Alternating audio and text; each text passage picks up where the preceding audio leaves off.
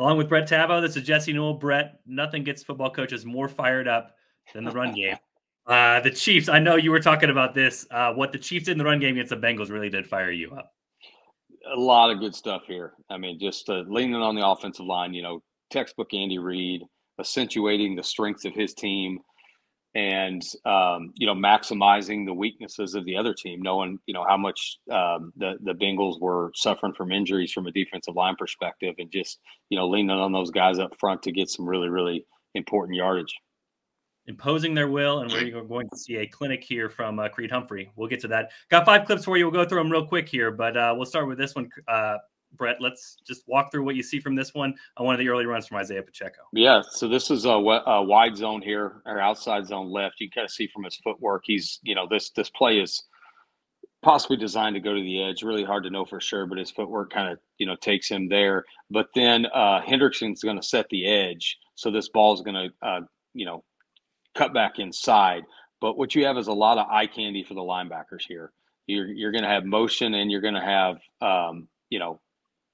really a lot to look at from a linebacker perspective. And who is doing their job here on the blocks here, Brett? Really everybody. Everybody's, Kelsey's doing a good job with the backside cutoff. Smith and Jawan Taylor got a combo on the backside there, working up to 57. And then, of course, Creed and Tooney are taking care of that defensive tackle, then working up to 55. And we'll see them kind of do their work here as this play rolls on. But you can see there that Rashee Rice is going to come back across the formation once the ball snapped, and you're going to have, I think that's Worthy coming across. So what you have, like I said, is a lot of eye candy, and Rashee Rice's split action is going to hold 57 and totally take him out of the play. And we'll see Trey Smith here, who's comboing to 57. He sees he's totally out of the play, so then he turns and finds work on Logan Wilson there, 55. Yep, so you got Rashee coming across. You got the linebacker watching that, and then because of that, Trey found somebody. And sure enough, he did. Number 65 makes a big block for the Chiefs there. So just the start of the execution they had on this particular day. Single power. So talk us through this one, Brett. So this is, I think, Carson Steele's best carry of the day. So single back power here. Kelsey's going to basically base block out that defensive end. You're going to get a double team on this defensive tackle here on the offense's right side, this 3 technique, and they're going to do a really good job getting movement there. You're going to get a back block by Humphrey. Tooney is then going to wrap, and Steele's job is to basically follow the inside arm of Tooney to daylight, and he does a good job following that and then getting a little bit extra. Along with a little leap there to a little bit of style points. But you're right. I mean, following that inside arm, the Chiefs clear out this spot, but still he kind of has to maneuver into the hole. But we see Tooney is the one that pulls there, creates this little crease for him. And Carson is finding that hole right there on the inside arm, as you talked about with the wrapper. Yeah, really good finish to the run. And you see Sky Moore in there digging out that safety there late. So just like the last play, just really good hat on a hat, getting guys blocked and giving the backs an opportunity to find some space. All right, talk to this next one. I think this one's inside zone.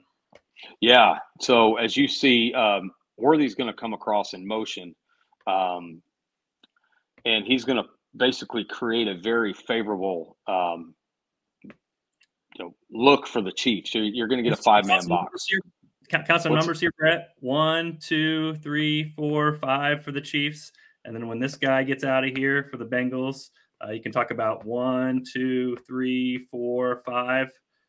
Potentially for the Bengals. I guess I missed this guy, so this would be the 5th one. This guy's kind of back a little bit. That's pretty good number for the run game, right? Yes, it is. That's really good numbers. So this is going to be inside zone lock here, and I call it inside zone lock because his backside tackle, instead of working up to 57, he's going to base out. And here you see it there, just a pretty 5-on-5 picture. You're going to have a combo between Creed and Trey Smith working up to 57, and 55 is going to get pulled out with this bubble by Worthy. And as you said, really, really favorable numbers. So which guy are we going to look at here? We want to look at Creed Humphrey because this is going to be start of the love fest for Creed Humphrey, right? It's every day's a good day for a love fest for that guy, man. He's just there's no weaknesses in his game. I mean, he's now that he's cleaned up the snap issues, but you see him here 8 or 9 yards downfield, still engaged, and then just burying a guy at the end. Coaches love that stuff, right? They do. Yes, they do. And one last thing, Brett, we talked about the numbers. This is kind of what Tony Romo mentioned too on the broadcast, that with these two safeties back, the Bengals are asking the Chiefs to run the football, and the Chiefs kind of complied throughout the course of the game. You have to be patient with it, but when these two guys are back, we watch. These two guys are the ones that make the tackle on this run. But again, they're so far downfield, it's a positive play for the Chiefs. Right. Yeah, they don't get there until they're fitting this thing at about 6 or 7 yards, and once the Pacheco's able to carry him a couple more and pick up 8. So, all right, 2 more to go. What are we seeing on this one, Brett? So this is counter, a little bit more, or a little bit of a different formation, different look there than the Chiefs have shown, I think, formationally. I don't remember seeing that against the Ravens. Maybe you did. But they've got basically 3 backs. They got 2 tight ends to one side of the quarterback, and then Pacheco in the pistol there. And they're going to run counter to the right. Kelsey's going to basically fill the backside to cut off any backside pressure.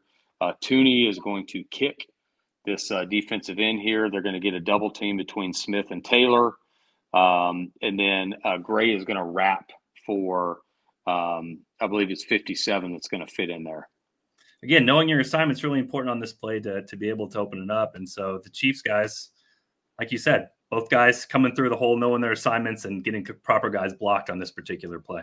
Yep, absolutely. And then, good effort, just like showed with Sky Moore from the wide receivers there, digging out the safety. So just, again, the common themes we're seeing is, as you say, good execution, being assignment sound, and just keeping defenders engaged and allowing these backs to get to the second level and make something happen.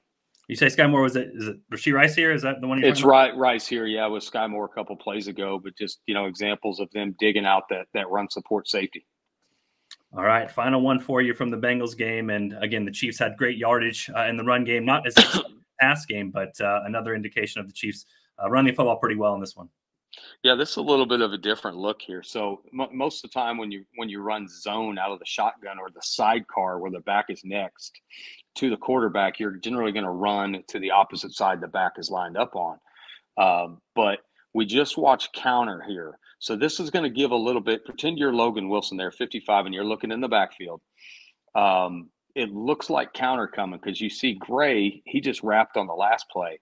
He's going to come across the formation and execute what's called a split block. But to Logan Wilson, that could look like a wrap. And then Pacheco's footwork looks similar to what it did he was in the pistol last time. But when you're in the gun or sidecar, that's what it looks like on counters. But they're going to actually run zone. So Pacheco, after he gets the ball on the mesh, is going to now push that ball to the front side and, chase the A gap with this.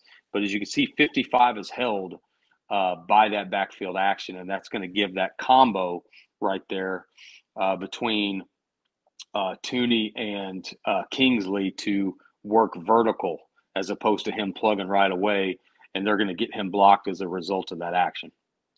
Yeah, and we talked about this, Brett, before. This block here is going to walk right back into 55 here. And so that hesitation that Pacheco shows there and the footwork there really opens this thing up because now the Chiefs have 2 blocking 2, and 55 here is taken out of the play. That's exactly what you want on inside zone is the offensive line to be able to hold that combo as much as possible and put that first level defender in the lap of those linebackers. All right, we're going to circle him again. Tell me about on this play. He's got a free release to the linebacker there because on the front side you got a 3 technique and a 5, so you're just going to have base blocks from the right guard and the right tackle. So he's got just a clean release to 57, which 57 right there is like, oh God. So he I'm sure he didn't like that seeing that 6'2" coming at him there, but just staying engaged, running his feet, and burying guys 8 or 9 yards down the field. 57, not loving life right here. No. Well, tell me about what's that? So that's when you fake a hammy pull if you're 57 right there. Just go down, act like you got shot by a sniper. So on this one, no.